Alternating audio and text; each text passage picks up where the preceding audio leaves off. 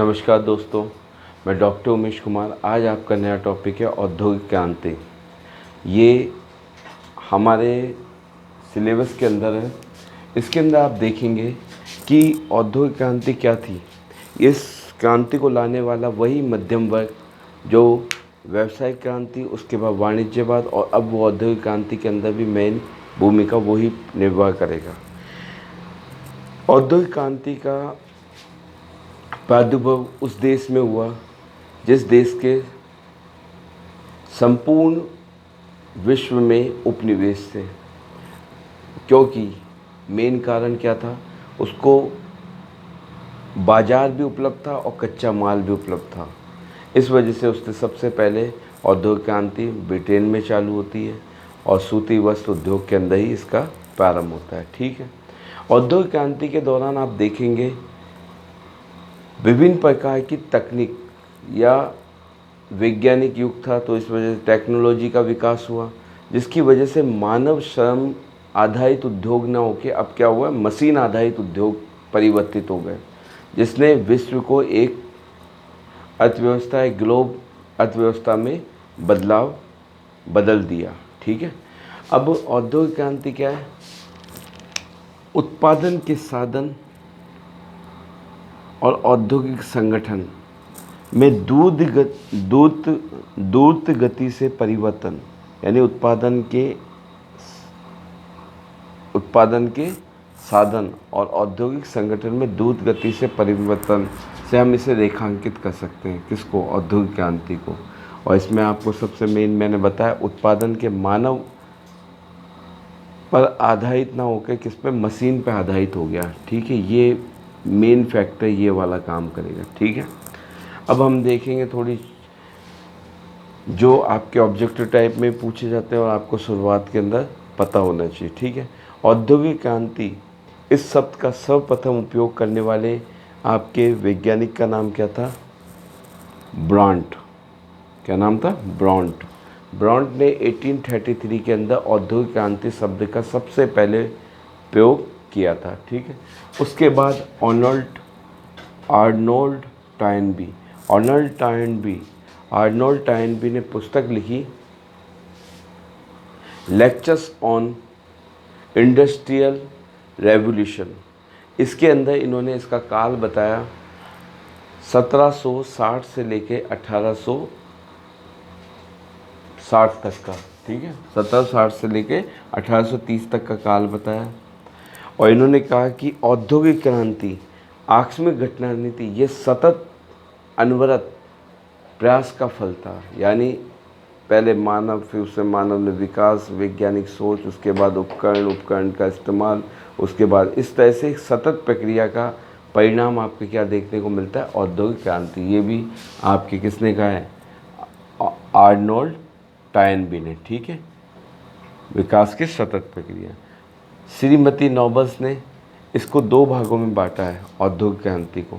एक तो वो 1760 से लेकर 1830 तक, अब उसके बाद भी 1830 से 1914 तक। अब आगे मैं बताऊंगा, इसमें 4 काल आपको देखने को मिलेंगे, लेकिन अभी आप यहाँ पे देखिए श्रीमती नोबल्स ने कितने 2 भागों के अंदर इसको वर्गीकरण किया है।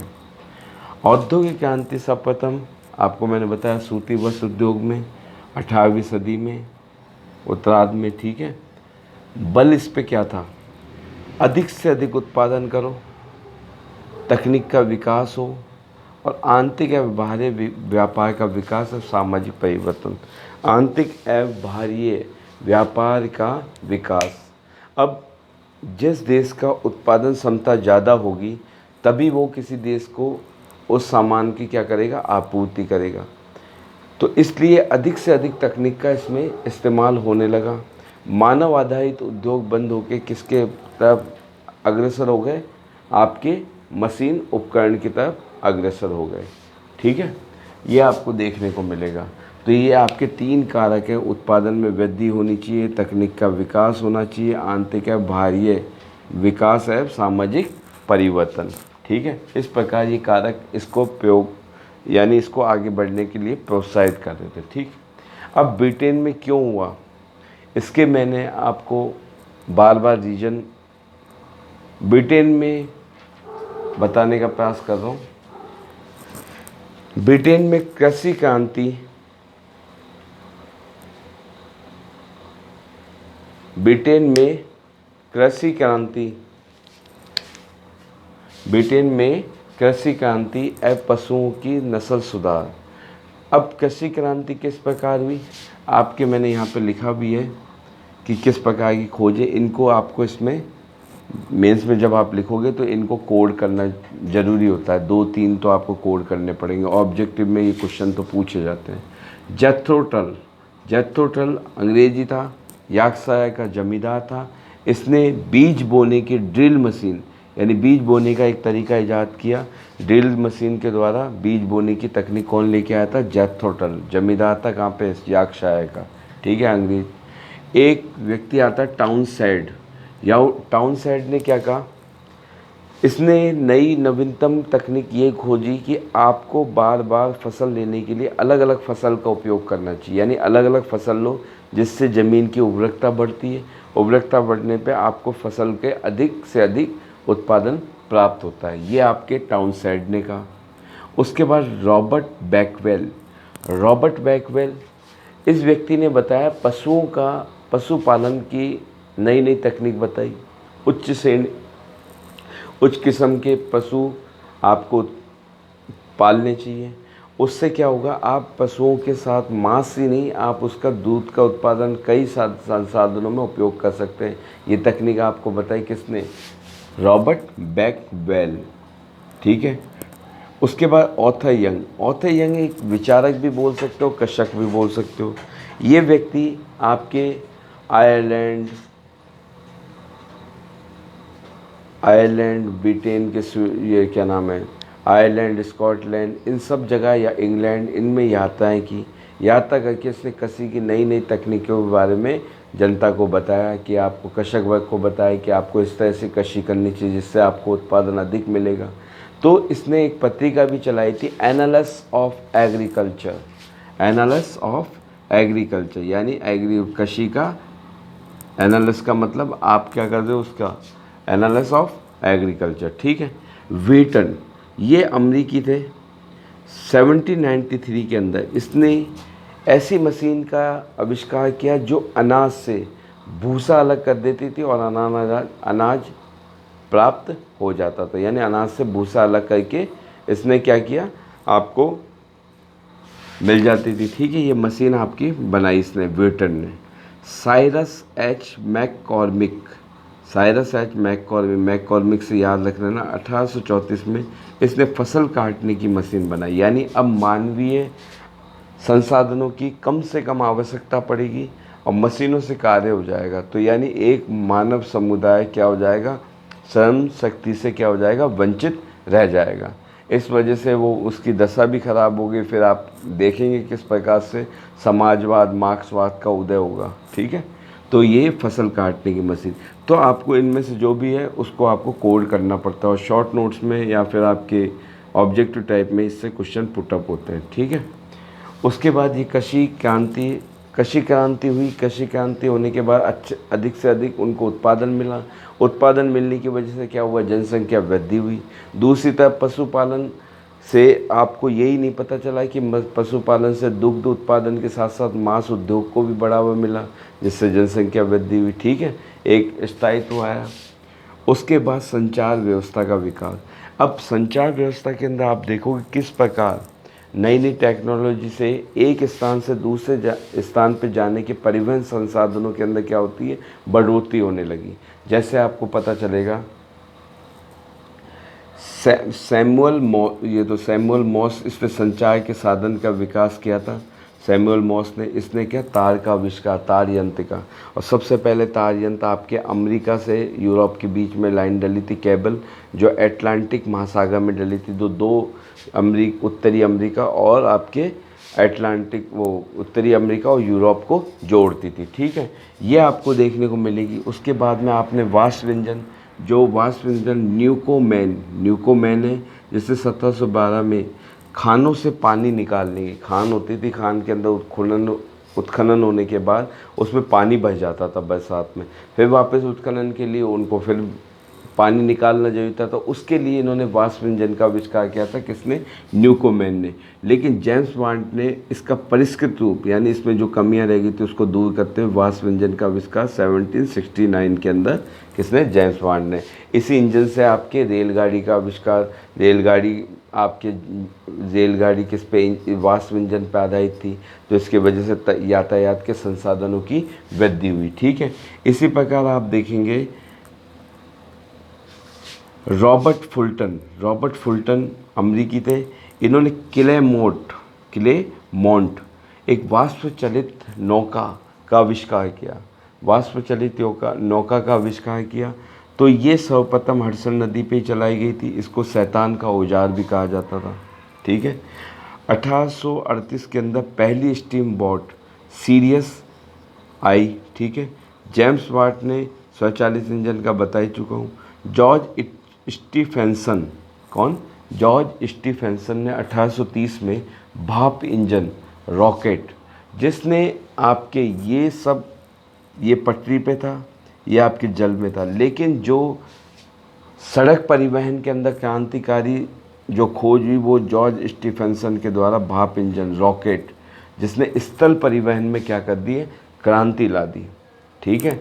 तो स्थल परिवहन में जब क्रांति आएगी तो इसकी वजह से क्या होगा? एक स्थान से दूसरे स्थान पे सामान बेचने में कम समय लगेगा और इससे औद्योगिक क्रांति को बढ़ावा मिला। ठीक। बैंकिंग एवं अन्य क्रेडिट संस्थाओं का विकास। ब्रिटेन के अंदर आप देखेंगे,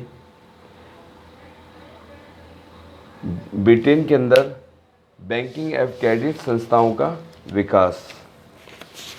तो इसमें आप देखोगे ब्रिटेन के अंदर किस प्रकार से बैंकिंग व्यवस्था सुदृढ़ हुई और आपको उधार देने के लिए बैंकिंग व्यवस्था ने आपको व्यापार वाणिज्य के लिए उधार भी उपलब्ध हो जाता था। तो इस तरह से इनको बढ़ावा मिला। ठीक है। तकनीकी विकास में आपको यही कोड करने, कोई सा भी एग्जाम्पल उठा के आप इसमें कोड कर सकते हैं। ठीक है। अब उसके बाद बाहरी बाजार का विकास। बाहरी बाजार का मतलब आप समझे, अब आपके देश के अंदर उत्पादन हो रहा है और उत्पादन सरप्लस में हो रहा है। आपके देश में काम आने के बाद भी वस्तुओं का शेष जो उत्पादन बच जाता है उसको क्या करना है? आपको बाहर बेचना है। अब बेचने के लिए आपको क्या चाहिए? बाजार चाहिए। इस प्रकार से एक होड़ लग गई साम्राज्यवादी, उपनिवेशवादी, नव उपनिवेशवाद, इस तरह से कि आपके पास जितने अधिक उपनिवेश होंगे तो आपको क्या है? एक बाज़ार उपलब्ध हो जाएगा। ठीक है। उस बाज़ार के अंदर आप अधिक से अधिक सामान की क्या करेंगे? बिक्री कर पाएंगे। ठीक है। तो ये बाहरी बाजार का विकास हुआ, यानी साम्राज्यवाद उपनिवेशवाद को बढ़ावा मिला। ठीक है। और नए नए उपनिवेश निर्मित हुए। ब्रिटेन की विदेश नीति उसकी आर्थिक नीति के अधीन होना। ब्रिटेन की विदेश नीति उसकी आर्थिक नीति के अधीन होना। देखो, हम बचपन से पढ़ते आ रहे हैं, फ्रांसीसी कंपनी, ब्रिटिश कंपनी, ये प्राइवेट सेक्टर की थी और वो सरकारी तंत्र की थी फ्रांसीसी, इसलिए वो क्या हुआ? पिछड़ गई और इस वजह से उसको देश से यहाँ पे भारत में ब्रिटिश हुकूमत हमारे यहाँ पे, हम उसके अधीन 200 वर्षों तक उन्होंने हमारे यहाँ राज किया। यहाँ पे आप देखेंगे, यहाँ पे भी वही कहानी है। ब्रिटिश ने सबसे ज़्यादा सरकारी तंत्र की अपेक्षा उसने व्यापारिक वर्ग को अधिक महत्व दिया, क्योंकि उनको मालूम था व्यापारिक वर्ग अधिक से अधिक विकास कार्य करेगा, जिससे वो आर्थिक, यदि व्यवस्था हमारी सुदृढ़ करेगा तो आपको कर मिलेगा तो आपके देश के अलग राष्ट्र का विकास देखने को मिलेगा। ठीक है। तो इस नीति के तहत इन्होंने क्या किया? ब्रिटेन की विदेश नीति के अंदर आपको कंपलसरी है कि आप उद्योग की तरफ ध्यान देंगे। इसमें दो समुदाय मिलेंगे, व्यावसायिक पूंजीवाद और दूसरी तरफ आपके औद्योगिक पूंजीवाद। इन दोनों के अंदर विवाद हुआ तो उन्होंने अपनी विदेश नीति के अंदर औद्योगिक पूंजीवाद को ज़्यादा तजुर्बो दी। ठीक है। अब औद्योगिक पूंजीवाद को तजुर्बो देने का आशय क्या? जब नौ परिवहन एक्ट बनाया, कहाँ पे? अमेरिका के लिए, तो उसको प्रोत्साहन दिया। उस प्रोत्साहन से डच को क्या करा? वो नौ परिवहन कानून, वो कानून बना के उन्होंने वो क्या नाम है, और देशों के डच के जो जहाज उद्योग था उसको नष्ट करने का कार्य किया। इसी प्रकार भारत के अंदर भारत उपनिवेश था। यहाँ पे वही पूंजीवादी आपके पूंजीवादी अर्थव्यवस्था की वजह से, वो व्यवसायिक औद्योगिक पूंजीवाद की वजह से यहाँ पे 1813 के एक्ट के अंदर क्या किया, आपके यहाँ पे एकाधिकार, जो व्यापार ब्रिटिश का एकाधिकार था भारत के व्यापार पे, उसको हटा दिया गया। ठीक है, एकाधिकार को समाप्त कर दिया और ब्रिटिश वस्तुओं के लिए इस भारत का बाजार खोल दिया गया। तो इसलिए आपको पता चल गया व्यावसायिक पूंजीवाद से ज़्यादा इसने किसको, औद्योगिक पूंजीवाद को बढ़ावा दिया। ठीक है, युद्ध की भूमिका, अब ये विवादित है कि युद्ध फायदेमंद था या नुकसान था, लेकिन एक बात कह सकते हैं कि युद्ध की वजह से अधिक हथियारों की आवश्यकता पड़ी।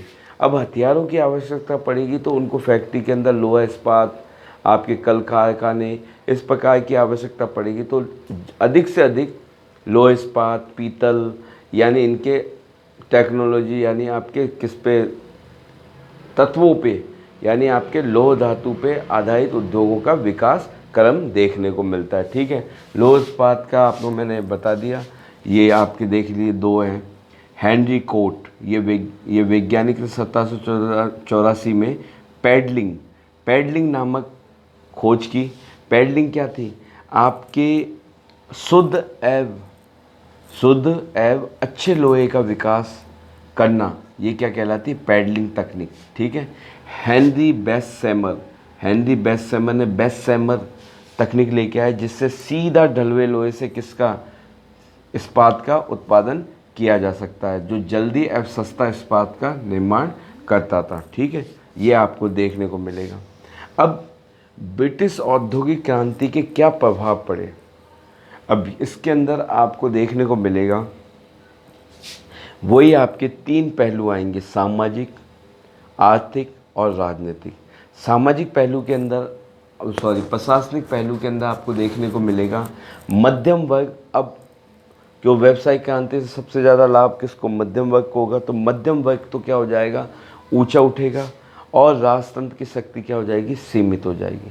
वहीं दूसरी ओर नवीन आर्थिक एवं सामाजिक समस्याओं का समाधान के लिए, यानी अब राज्य की शक्ति बढ़ेगी, नवीन कानूनों की स्थापना होगी, जिसकी वजह से क्या हो जाएगा, कानूनों की स्थापना होगी, तो क्या हो जाएगा, नवीन आर्थिक एवं सामाजिक समस्याओं का समाधान आपको किससे, राज्य की शक्ति बढ़ाने से और नए नए कानून बनाने से ही आपको देखने को मिलेगा। अब लोक कल्याणकारी कार्यों को कैसे प्रोत्साहन मिला, मध्यम वर्ग और निम्न वर्ग, इन दोनों के बीच के अंदर अब टकराव की स्थिति आती है। उसको दूर करने के लिए सरकार क्या करती, इन दोनों को खुश करने के लिए नई नई लोक कल्याणकारी योजनाओं का प्रादुर्भाव होता है। ठीक है, इस योजनाओं की वजह से ये दोनों के अंदर कभी भी कन्फ्लिक्ट, यानी कोई टकराव नहीं देखने को मिलता। ठीक है, तनाव को कम करने के लिए और इसने लोक कल्याणकारी कार्य के लिए, मैं शॉर्ट में लिखा है आपको, जिससे पूरा आपको लिख सकते हैं। ठीक, अब आर्थिक परिदृश्य में आप देखोगे आधुनिक फैक्ट्री प्रणाली सिस्टम पे आधारित थी। ठीक है, आधुनिक फैक्ट्री प्रणाली पे आधारित उत्पादन के नए संगठन विकसित हुए। ठीक है, इसमें उत्पादन प्रणाली के तहत उत्पादित वस्तुओं की मात्रा व्यापक रूप से परिवर्तित हुई। ठीक है, इससे दो नकारात्मक परिणाम देखने को मिले कि जैसे अर्थव्यवस्था का नियम है मांग और आपूर्ति। ठीक है, डिमांड एंड सप्लाई। यदि किसी वस्तु की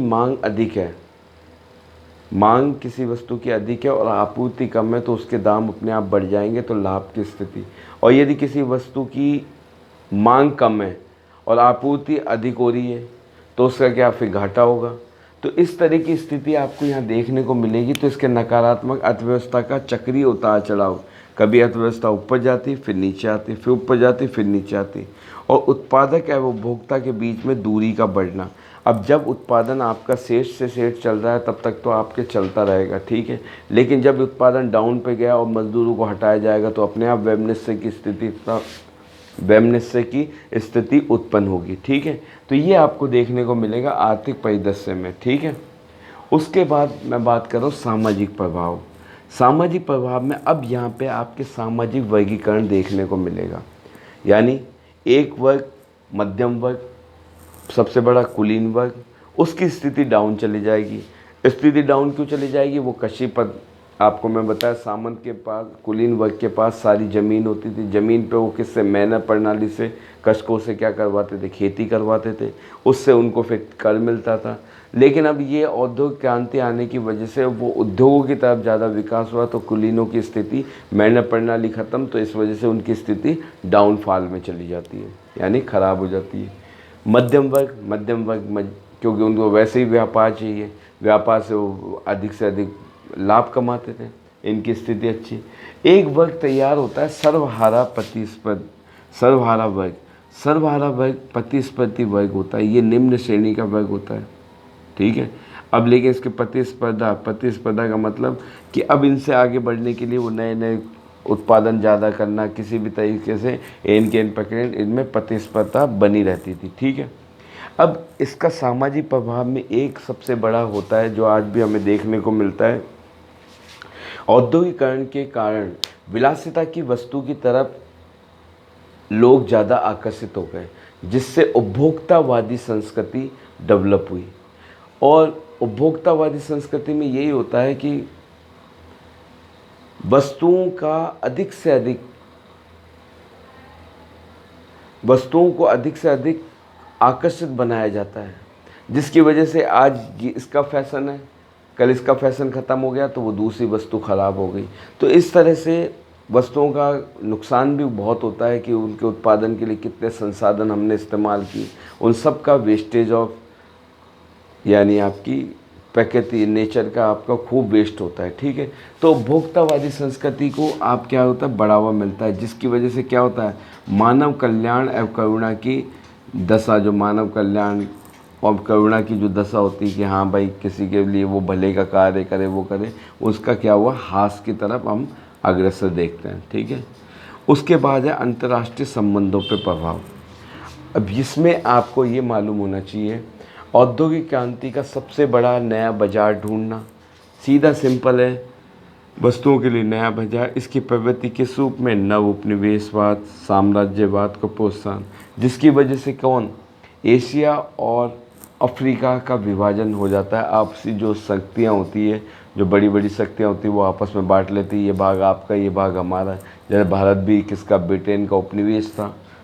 और इससे क्या होता है, विश्व युद्ध का जन्म जो आपको देखने को मिलेगा फर्स्ट वर्ल्ड वार के अंदर। ठीक, अब ये आपको मैंने आपको एक ही जगह लिखवा दिया, जिससे आप याद करके इसके अंदर कोड कर सकते हैं। ठीक, एक मैं आपको आरेख बता रहा हूँ। ठीक है, इसमें एक तरफ है व्यावसायिक क्रांति और एक तरफ है कृषि क्रांति। व्यावसायिक क्रांति मैंने आपको बताया, वही मध्यम वर्ग जो अधिक से अधिक लाभ कमाता है, लाभ कमाने के लिए वो इन्वेस्टमेंट करता है, तो यानी ये पूंजी का निवेश करता है। ठीक है, यानी उसको लाभ कमाना है। कृषि क्रांति की वजह से कच्चा माल उपलब्ध हो गया और जनसंख्या में वृद्धि का भी अभिकारक कौन होगा, कृषि क्रांति। जो खाने के लिए साधन मिल गए तो अधिक से अधिक लोग खा सकते हैं, इसलिए जनसंख्या वृद्धि। इन दोनों का परिणाम आपको औद्योगिक क्रांति के रूप में देखने को मिलता है। ठीक है, इसमें मध्यम वर्ग तो वो है आपके उदारवादी और ये वाले वर्ग आ जाएगा। निम्न वर्ग में आपके श्रमिक वर्ग आएगा। अब श्रमिक वर्ग की जब स्थिति गिरने लगेगी, तब वो समाज का निर्माण, निम्न श्रेणी के समाज का निर्माण, समाजवाद और मार्क्सवाद देखने को मिलेगा, जो इसके बाद में औद्योगिक क्रांति के बाद में हमारा अगला लेक्चर होगा। ठीक है, तो एक तरफ आपको औद्योगिक क्रांति से बाजार की खोज दिखने को मिल रही है। बाजार यानी आपको उपनिवेशवाद की प्रक्रिया के तहत तो साम्राज्यवाद। अब इन दोनों के बीच में जो कन्फ्लिक्ट होता है, इसी का हमें परिणाम देखने को मिलेगा प्रथम विश्व युद्ध में। नमस्कार।